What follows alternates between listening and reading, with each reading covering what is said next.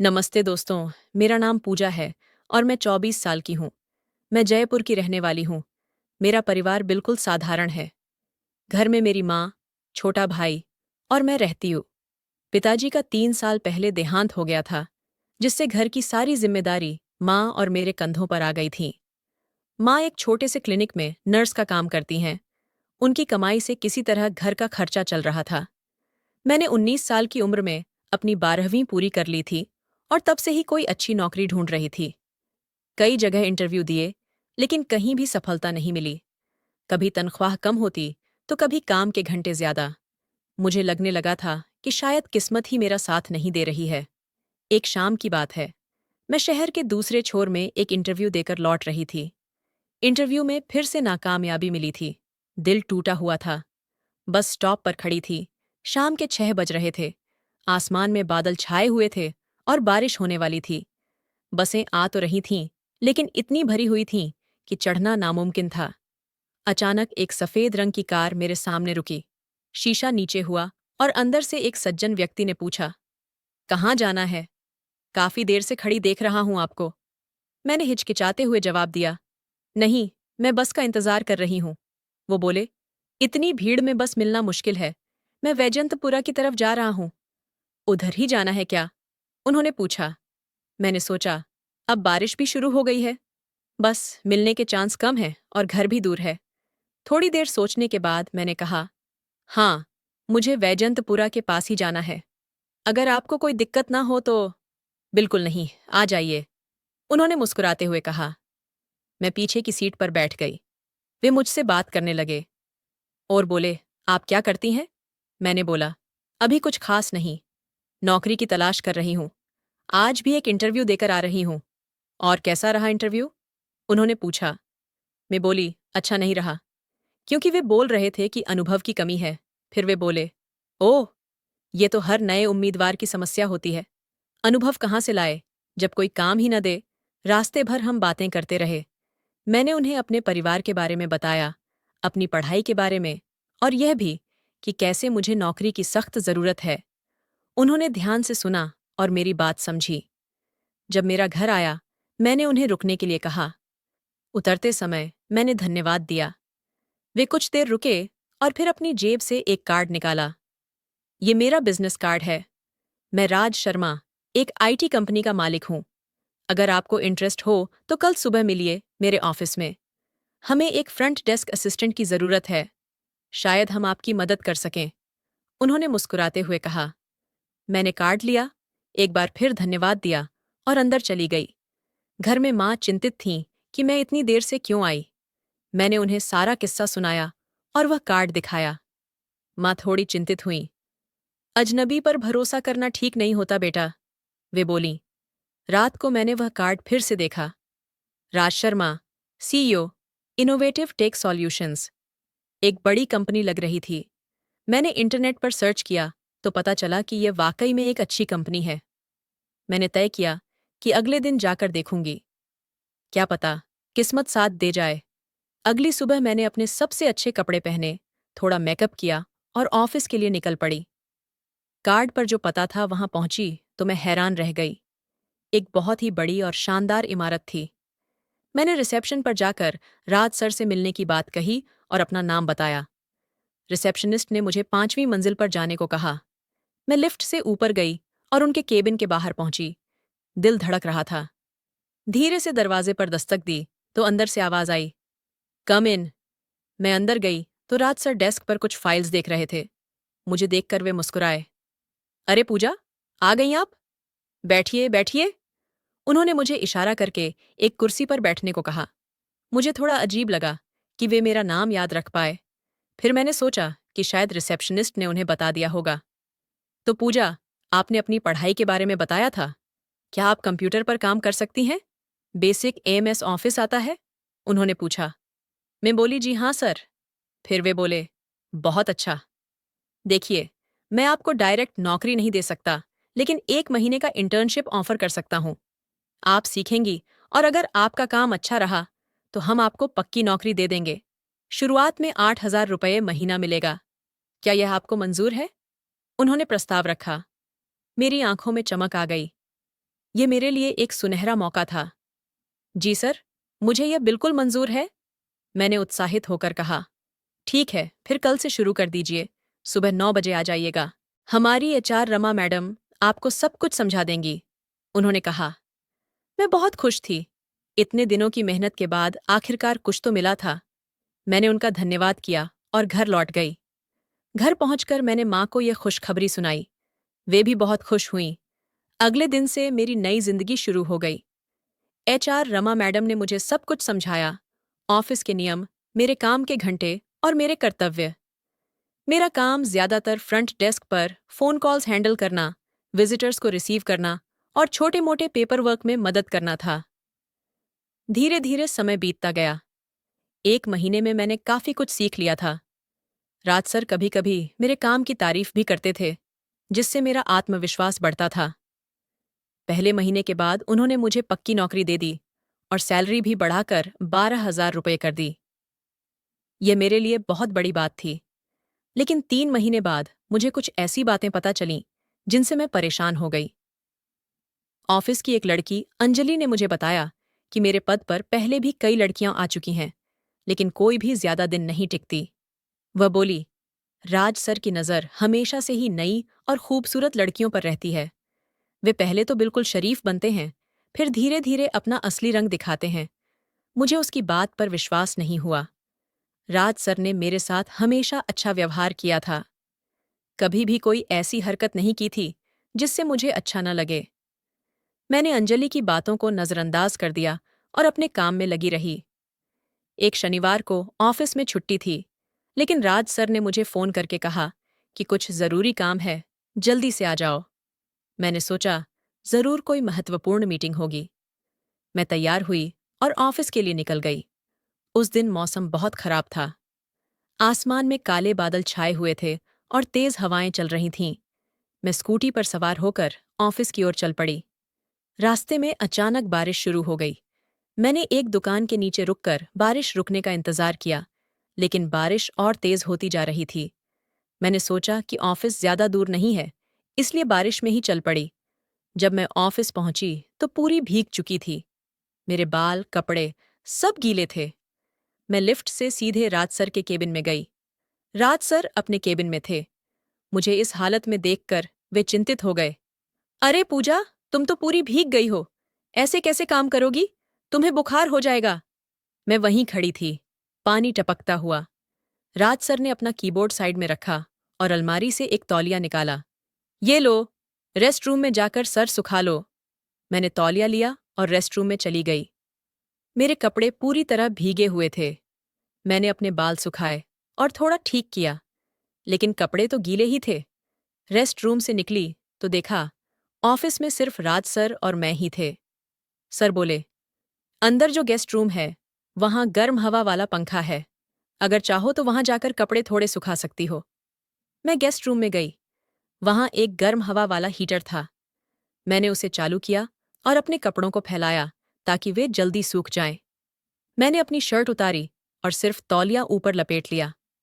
Shirt को heater के सामने टांग दिया।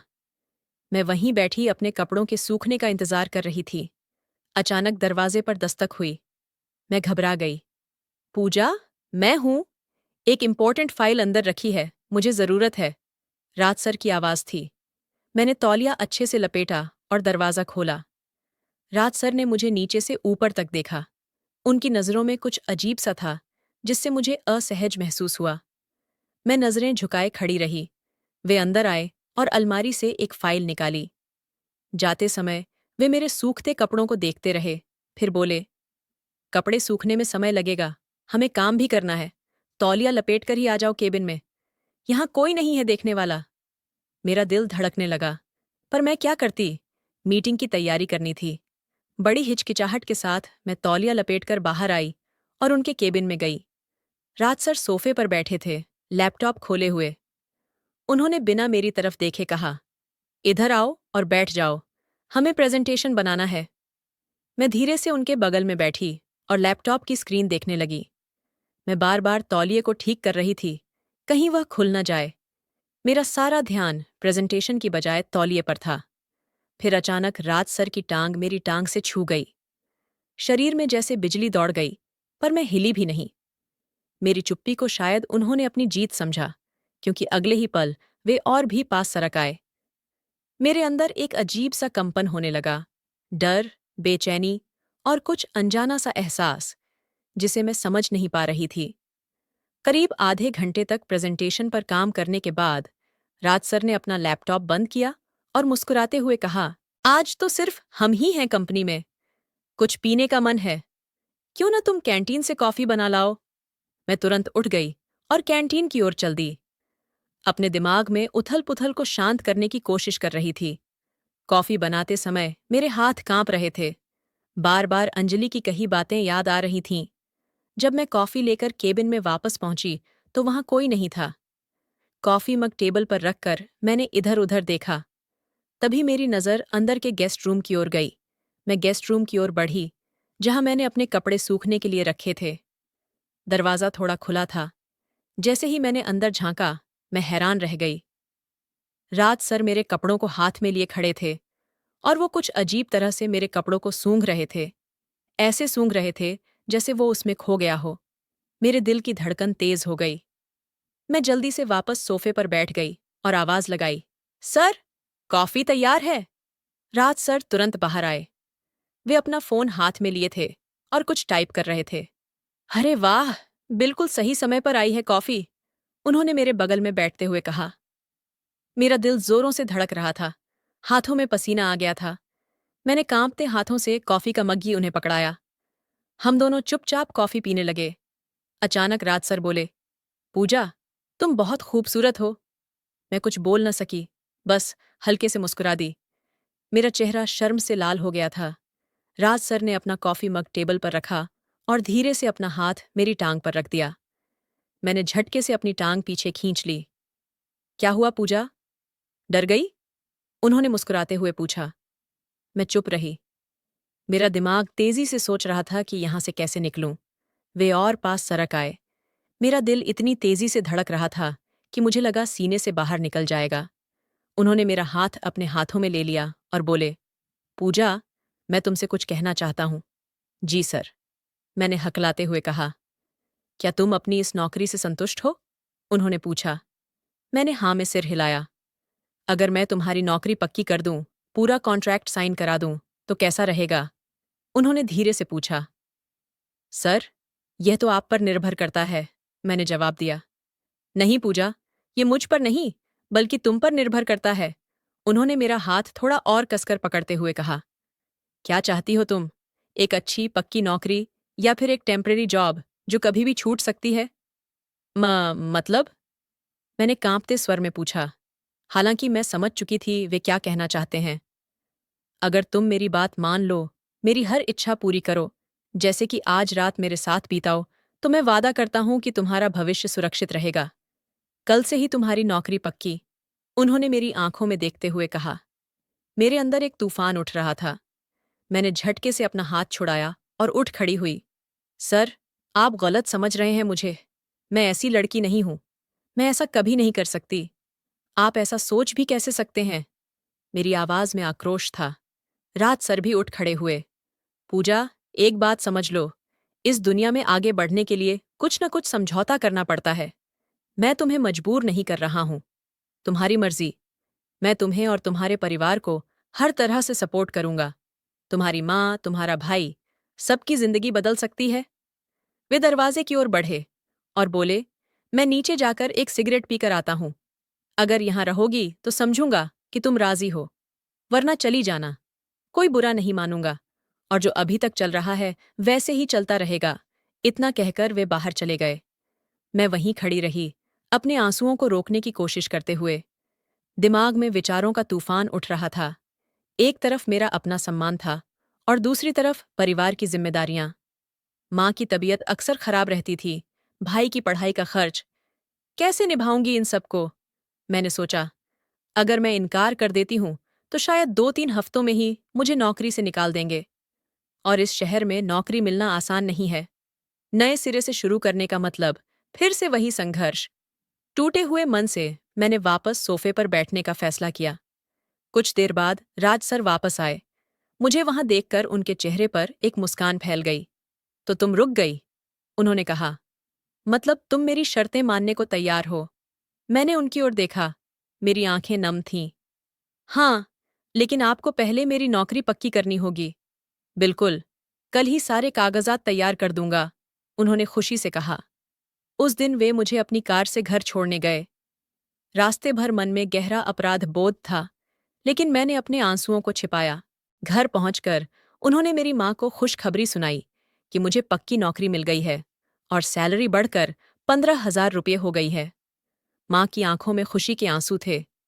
उन्होंने राज सर का धन्यवाद किया और मेरे सिर पर हाथ फेरा। देखा बेटा, तेरी मेहनत रंग लाई। उस रात मैं बिस्तर पर लेटी रही, अपनी किस्मत पर आंसू बहाती। किसी को क्या पता था कि मैंने अपने आप को बेच दी थी।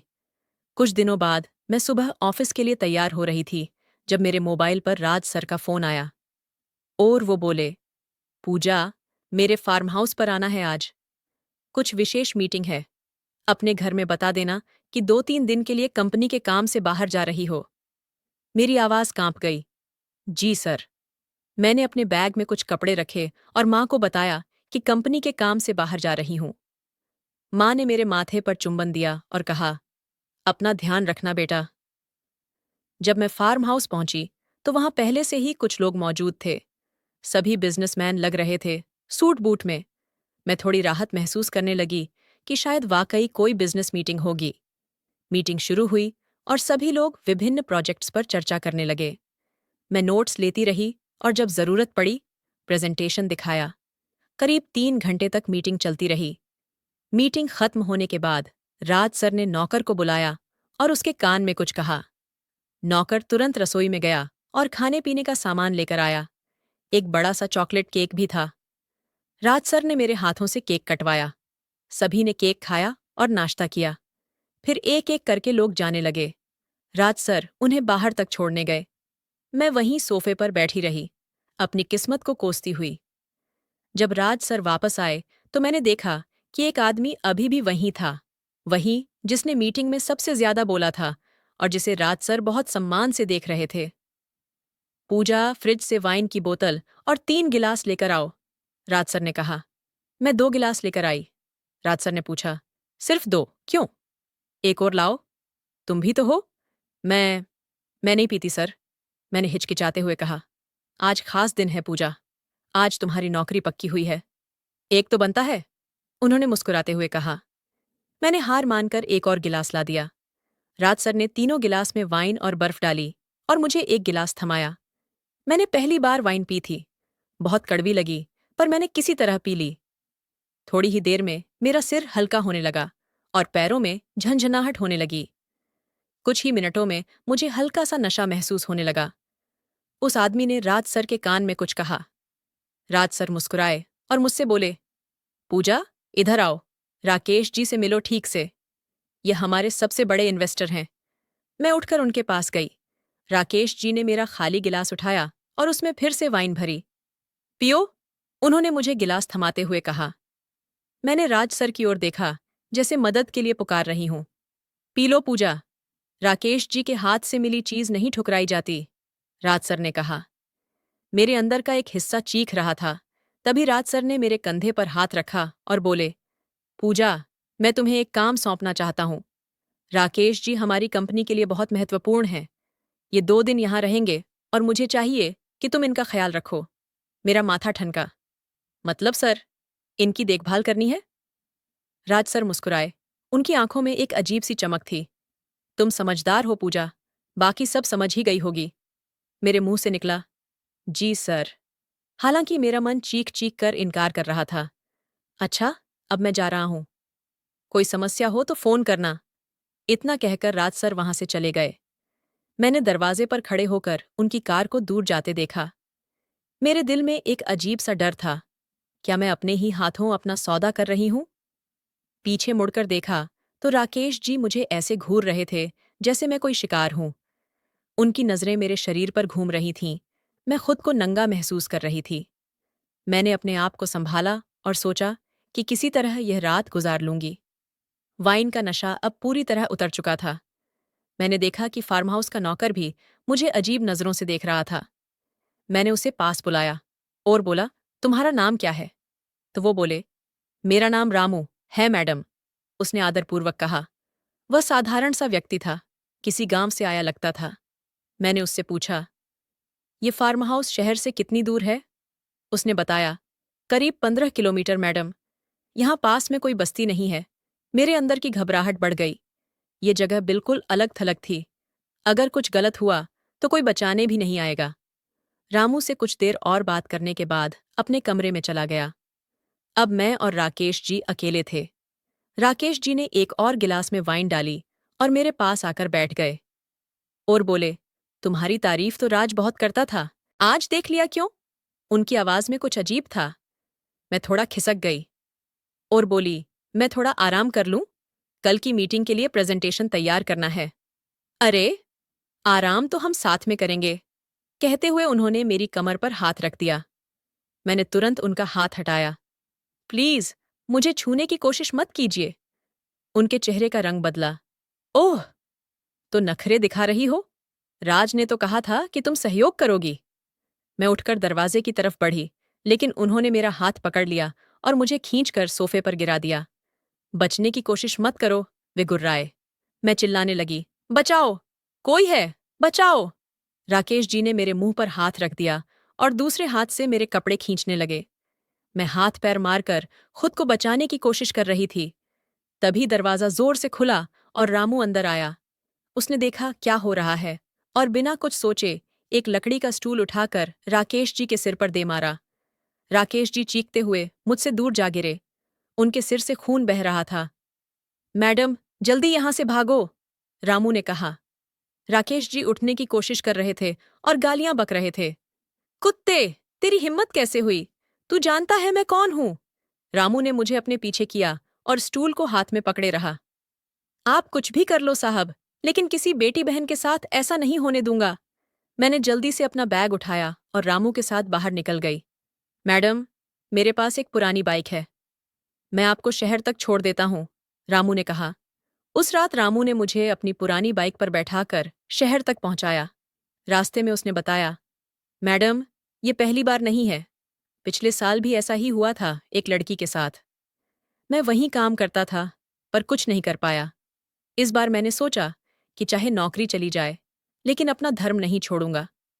मेरी आंखें नम हो गईं। इस दुनिया में अभी भी अच्छे लोग हैं। घर पहुंची तो माँ दरवाजे पर ही खड़ी थीं। मुझे इस हालत में देखकर वे घबरा गईं।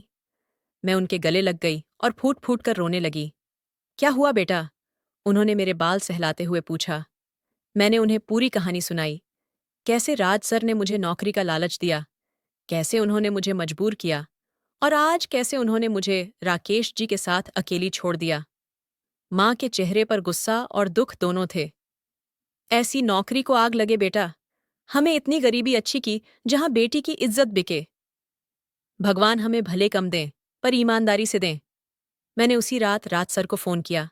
फोन उठाते ही वे बोले, कैसा रहा राकेश जी के साथ? खुश तो हैं वे?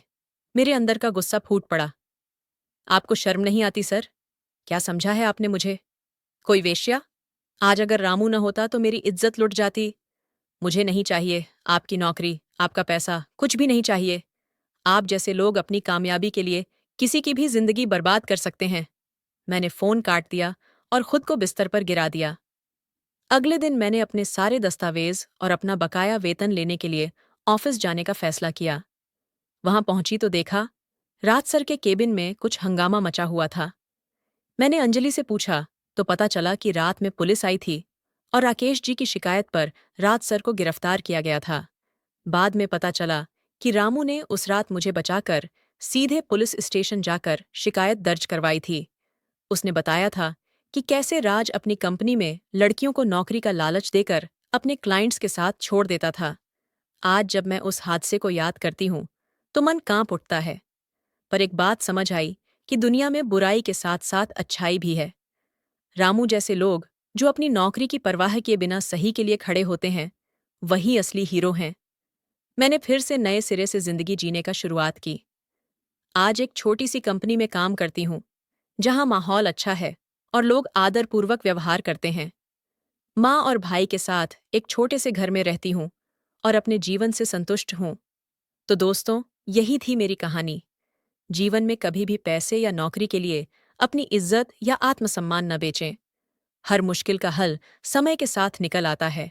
बस हिम्मत न हारें और सही रास्ते पर चलें।